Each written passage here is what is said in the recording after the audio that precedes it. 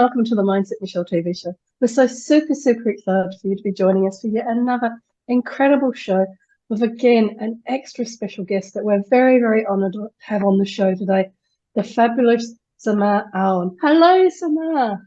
Hello, Michele. Thanks for the invitation. It's so wonderful having you on the show. And for those of you that may not have heard of Samar before, wow, are you in for a treat today? Samar is this, and I may have to look at my notes for this long sentence. She is the Perron Institute Research Chair at the University of WA, Western Australia, in palliative care. She's also the 2023 Western Australian of the Year, and she's the founder and chair of Compassionate Communities Australia. Wow, Samar, what an amazing and incredible woman you are. And I'm sure everybody is interested to hear a little bit about, can you tell us what is your background and how did you come to be so in all of these incredible positions that you hold today? Thank you, Michele. I guess when I reflect on my background, and this is thanks for the invitation to reflect on it, because as a researcher, I don't usually talk about my personal life and what brought me to here. But I had to get used to this last year with being West Australian of the Year, because I got asked these questions. Why are you in palliative care? And I guess being brought up in Lebanon, and particularly during the war situation, I could see how well the community basically ran that country. We were practically leaderless because there's so many factions and militias. And so the communities held the fort for each other. They always regrouped. At every change, they did something different to keep surviving, to keep thriving. And I grew up also in a family where my grandfather, who was one of the doctors, probably very few doctors at that time, the early 1900s. And he was very much of a community person. And when I read about the stories about him, I was 5 when he died, but that his legacy he left behind about not just a capable and clever sort of doctor, it's his community legacy that really people talk about, and in generations, about how much he looked after the sick and the dying, and without even charging. Like if they couldn't pay, it was probably just a dinner while he was there at the home looking after the sick and the dying. So that's something that kind of stayed with me in terms of the power of the community.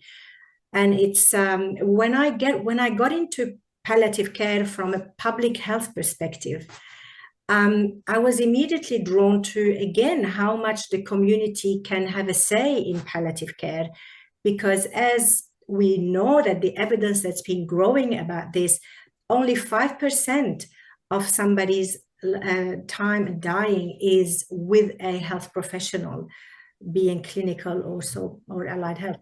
But the 95% of the time is with us, the community, the friends, the neighbors. And I also saw back in Lebanon how well the community did death, dying, grief, and loss. Something that we could improve on in a Western culture, not saying just Australia, but in general, something that the community has kind of taken a step back, thinking that they can't do it well, when it is essential that they are being part of it. So this is where basically why I got into the non-clinical care aspect of palliative care. And one of those strategies is about compassionate communities, where every person, every family, and every community needs to know how to support someone who's caring, dying, and grieving. And so having that amazing platform last year gave me the opportunity to talk about, encouraging communities to really step up. They can do it. They've done it in the past. They're still doing it in other countries where they don't have really good health services. And so let's plan for how we want to do things. We live in a country which is very safe, no wars here, and we have the opportunity to actually plan for what we want and have it the way we want. Unfortunately, we know that a lot of Australians are dying in a way and in a place that is not according to their values and their choices. But my question is, we've never had those conversations about the values and the choices, so the community doesn't know about that.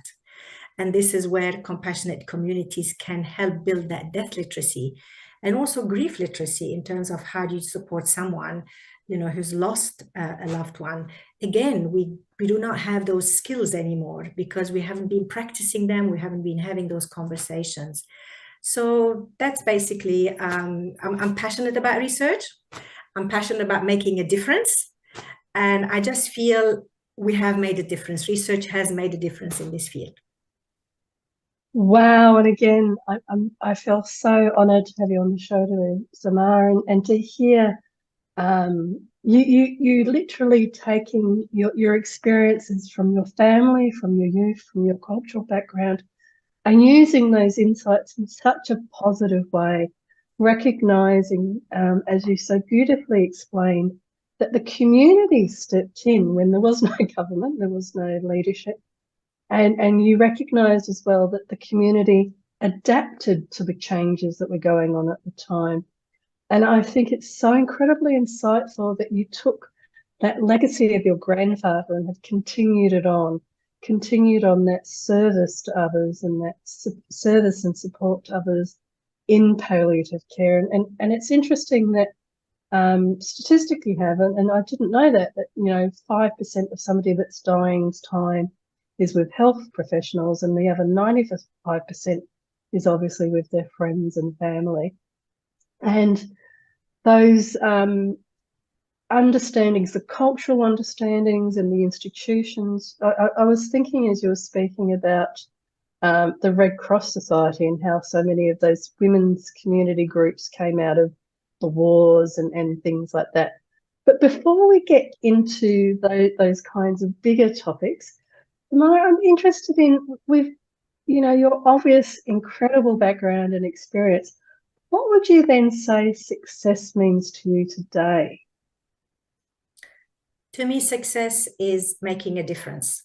And I just feel I am so blessed to have had the opportunity and the time to be able to fulfill my inner needs about how can I be useful in my local community and the larger community. How can we affect change? We have a lot of systems that are not serving us well. And somebody needs to basically change those systems. And who better than the community, that groundswell approach to things, to be able to affect that change? So for me, yes, if I have made a difference to anybody's life or death, I just feel I have been successful. Wow, and what a beautiful, again, such a beautiful definition of success. Making a difference, and how can you be useful, and how can you affect change and be part of that groundswell community approach to it. And I think that so beautifully as well leads into the sorts of way and the sorts of tips or suggestions you might have for people about how they can create that similar sort of successful mindset around whatever it might be in their own lives, in terms of I talk about death and grieving in a much broader sense perhaps than the pure physical death, but the death and grieving around ending a relationship, ending a job, especially at the moment. There's so much structural shift with work and employment. But I'm sure that the tools and the tips that you have around grieving and how the deaf and grieving literacy, building that literacy for yourself and within the community. What sort of tips do you have, or would you suggest for people to be able to go out and create those mindsets and build that literacy for themselves? Well, the first really mindset that I had, and maybe again it's due to my upbringing, you don't take no for an answer. Because there are so many ways of doing something. And of course, when I was coming up with what I thought it's a bright idea, because it was directed by my internal compass of it is serving the community, that idea. And if I or somebody told me, we've been there before, we've done it, it doesn't work, that never really fazed me or discouraged me. And I think this is my advice to anybody who wants to achieve something that they are totally convinced about. And obviously they've got the facts behind it and they've done their homework well, is not to be discouraged by the naysayers, the ones who have gone there before us and decided it doesn't work. Things change all the time. It's the rate of change is just beyond belief what we are going through. So do not get discouraged. You are a different person to the one who tried it. You have different expertise. You have different ways of doing things. So go for it. It's just about that moral compass that you have. You just need to be directed by that. And if you're doing something that is going to affect people well, then that is all you need to actually keep going with your ideas. I really love that. It's a little bit like Nike in there, just do it. Yeah. Just do it suggestion. But I love that, don't take no for an answer. I think that is a really simple yet incredibly profound suggestion, because I feel like people may have perhaps forgotten that things can take a little bit of work and can take a little bit of time and effort to actually be successful in this, especially with social media making things appear like they all happened yesterday. And I think that your encouragement there about, don't get discouraged. Things change all the time, and you're a different person to who may have tried to do it before. And I think that now technology is actually making things so completely different that something that didn't work before may work now, or something that worked before may not work now.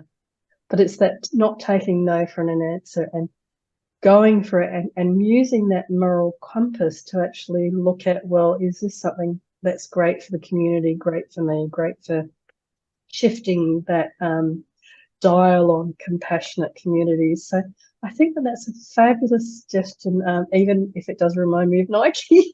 Just go for That's it. all right. It's good, that tick. It's great. It is. It's the tick of going for it.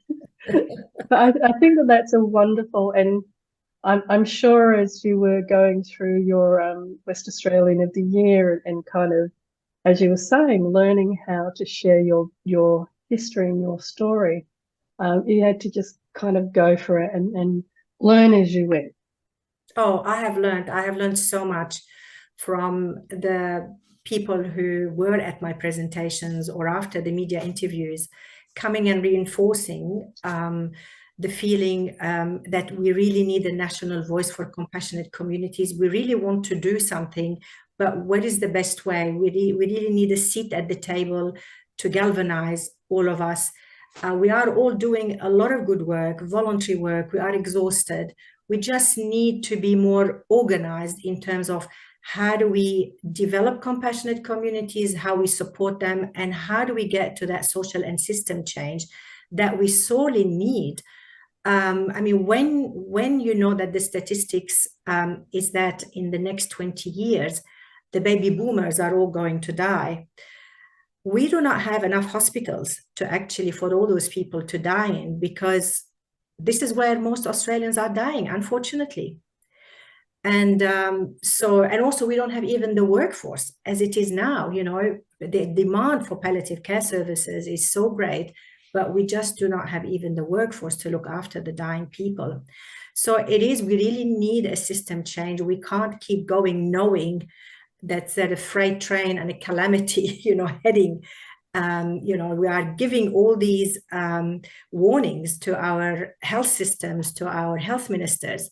Let's start talking compassionate communities. Let's start skilling the community, because they're the ones who want to and can look after the dying people. And therefore, dying people don't need to be in hospitals. I mean, there's so much that happens when people keep going to emergency departments, at the end of life. There's so much lack of dignity and lack of control. And it's not great. This is not what we need to feel towards the end of life. So we are giving all the warnings, and we will be pushing towards getting a community that's more death literate, that's more grief literate, so that they're able to support their loved ones at home if there is a choice. We're not saying it's 100% it's everybody's choice, but at least getting people to die where they want to die.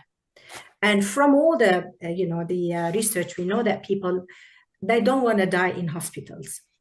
And so let's work together to make this happen, considering we have now like something really major happening in the next 20 years. So let's just be more proactive rather than reactive, and have a community that is able to basically support people who are caring, dying, and grieving. And I'll take that as your next tip about being proactive. I think that's something that I'm really quite passionate about myself, and a lot of work we do is around empowerment. And I think that what you're especially talking about here is that empowerment by having that literacy about the death and grieving process.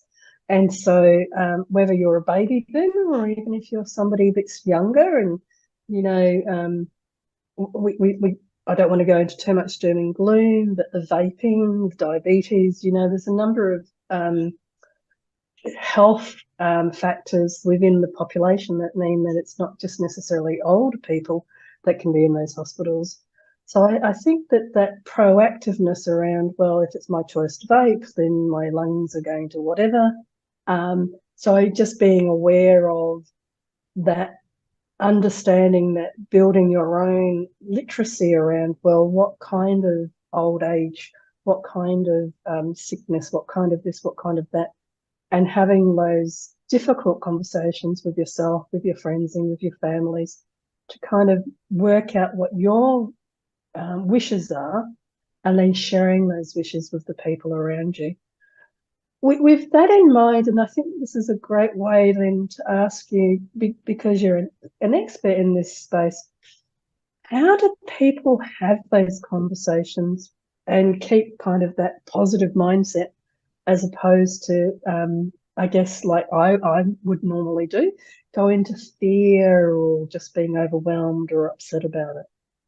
That's a really good question. And what we are saying, those conversations need to happen earlier in life, not when people are at their deathbed. This is when it's so gloomy and negative, right?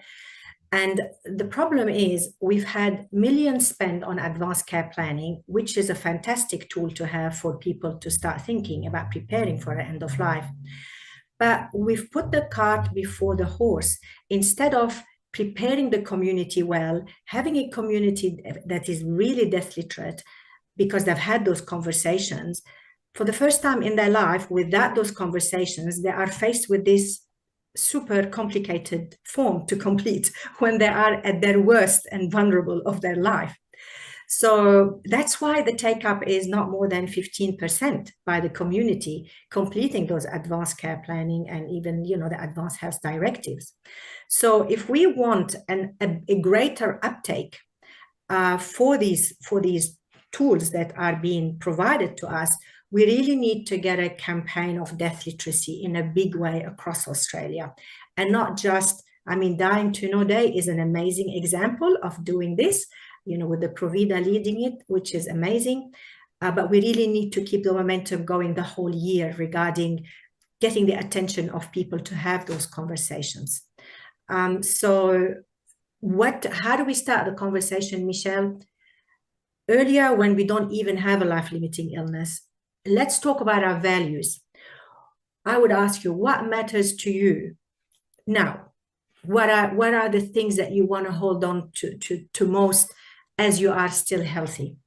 And then have that conversation. If you do have then a life-limiting illness, well, how are your priorities changed now in terms of what are your values and what are the most things that you want to hold on to while you feel incapacitated, or you can't do your morning walks anymore, or you can't eat a lot of the food. So this is where people start thinking about how things change and shift in their values and what matters to them most. And therefore, if you had those conversations, you know, as we go during a lifetime, when you get to that form, you know what to say. You have formed your opinion about what treatment you want to have or not have, and who you want to have around you, and who is your network of support that you built in your lifetime to be there around you as well. I don't know if I have time to sort of, again, through the research, that's what we tried through the Compassionate Communities Connectors program in the southwest of Western Australia, whereby people with lived experience came, you know, where when we put a call for who wants to be part of this research trial in terms of what effect will the community have if they took part in helping people with their practical and social support towards the end of life. And we had we started with 20, as we call compassionate connectors, who visited people's home and looked at their needs and helped people and sourced people from the community to come and help them with walking the dog or taking them to the library or transporting them to the hospital or medical appointments, or even just to sit with them and have a chat. And this is the majority, about 80%, that's all they wanted. We just want people to come and talk to us. We are feeling so socially isolated. Half of the patients who were referred to the Connector program were home alone. Not that they didn't have any families, but they were disconnected from those families. So basically, those amazing connectors who knew their communities so well were able to source people to come and deliver what these people wanted and be part of their loving networks. And so they created all those circles of care around those home alone people. And even the ones who had a family carer who was absolutely exhausted from being the principal carer, they were able to help this person. So this is how you build the capacity of the community to be able to care for each other.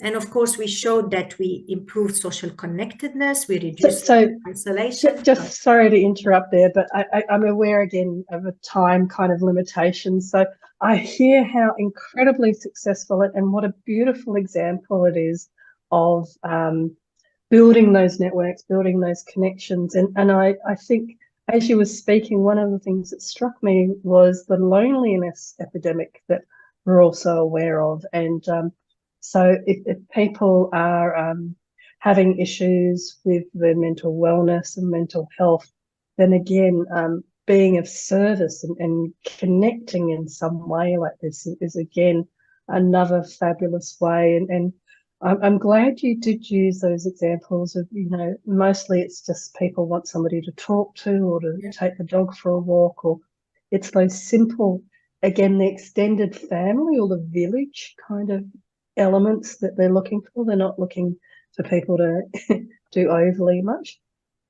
In terms of people that are watching this show, and many of them will be decision makers in companies or small business and large business owners, and they'll be looking at this and wondering, well, you know, what is the key message? And I'd like to suggest that the key message comes back to what you were talking about in terms of starting early.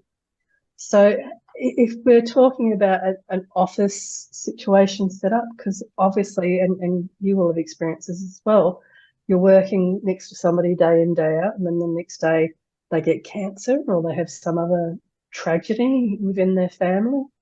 And there's so little, you know, that there's work done at that time, but there's so little rituals, traditions, and preparation again, that there's none of this starting early, is what I'm saying. So I'm interested in people watching this and thinking, well, how can I create the mindset? Because I'm so busy with the school and the kids and the this and the that. How can they create that mindset to go, well, I don't want to leave it until it's too late, or I'm in a distressed situation to look at this.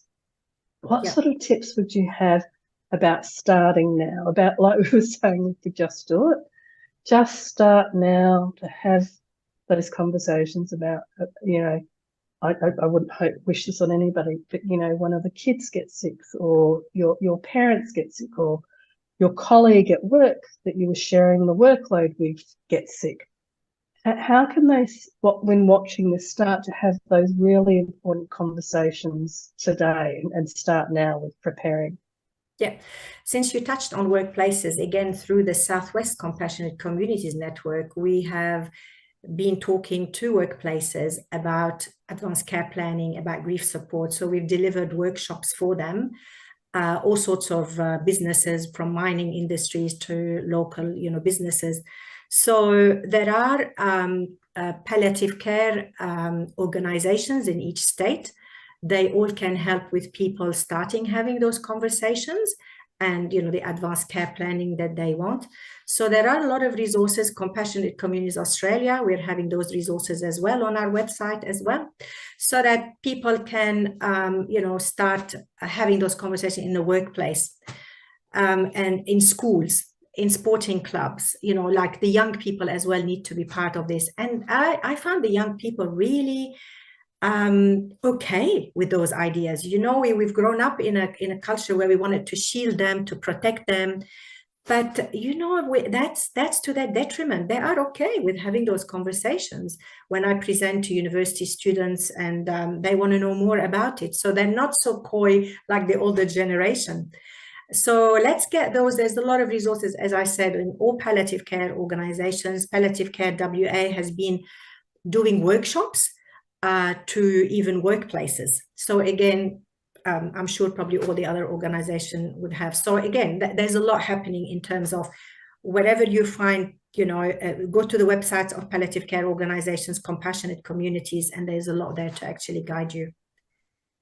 That's fabulous. And it's so good to hear that there are so many resources out there, because I think to the point that we were discussing, that's where people should go. Start early.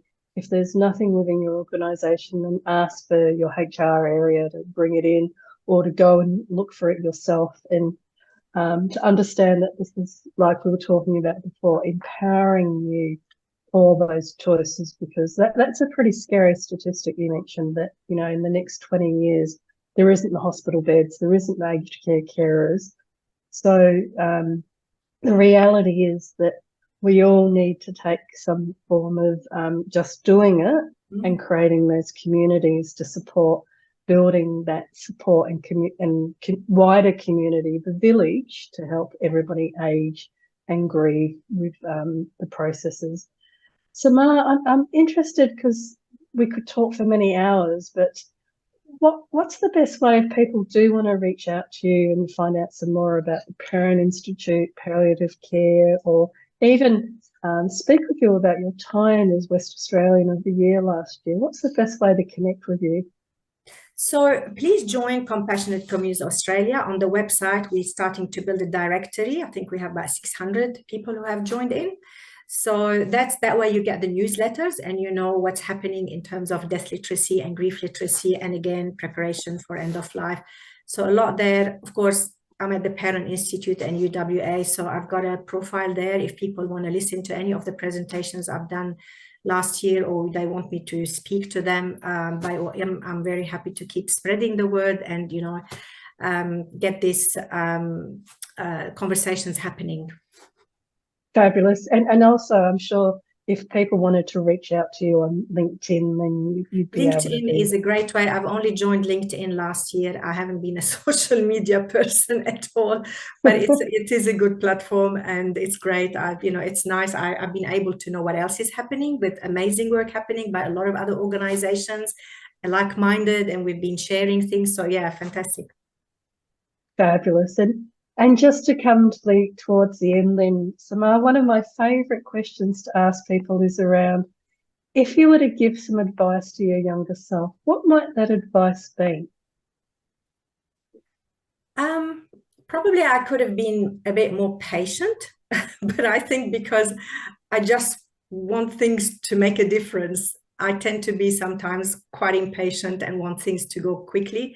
But I've mellowed with my older age, so which is one of the positive things for growing older. It's you just take it more easy and take time, and things will fall into place, and that comes with wisdom. I mean, I guess when we're younger, we probably think, will it ever happen? When will it happen?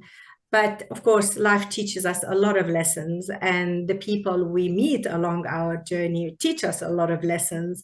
So yes, no, I'm very grateful for the great life I had, for the opportunities I had, for the family I have, for the colleagues I have, and we always have to remember how blessed we are all the time, and yeah, be thankful. What a wonderful, wonderful sentiment to come to the end of the show, Samar. That's such a wonderful. My mum used to say it to me, you know, you need to learn patience, Michele. So I really understand about the being patient, and that it actually is one of those things that does come a bit more with wisdom and with aging, and that you do learn to take it easy a bit more and take more time. But Samar, I can't thank you enough for being part of these really important conversation about death and grieving and building connected communities and going back to that whole expression about it takes a community to, you know, raise a child, and also I think takes a community to support people in the end of life process as well. So thank you so much for coming on the show today. And can I just finish it off with a sentence I used a lot last year? We only die once, so let's make it a good one. Well, they do say death taxes are the two, you know, things that you can't avoid in life. So yeah, I love that. I love that. We only die once, so let's make a good one. So thank you, Samar, and thank you to all of the fabulous viewers for watching the show again today, and for all of your continual support for this incredible show. So for now, from my heart to your heart, be great, be fabulous, and be you.